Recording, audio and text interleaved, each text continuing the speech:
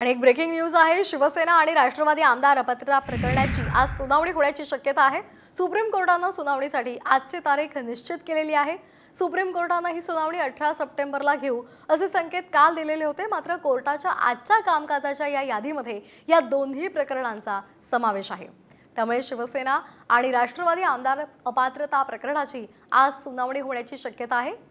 या सुनावणी दरम्यान नेमकं काय होतं याकडे सर्वांचं लक्ष लागलेलं आहे।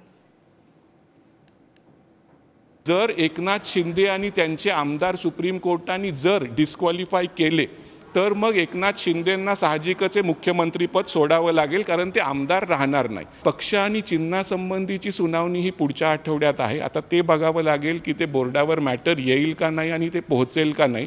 पण आता जसं चीफ जस्टिस रिटायर होणार आहेत आणि दिवस कमी राहिलेले आहेत, त्यामुळे आमदार अपात्रता पण आणि पक्ष आणि चिन्हासंबंधाच्या सुनावण्यांवर पण मला काही खरं दिसत नाहीये की लवकर ह्याच्यावर काय निर्णय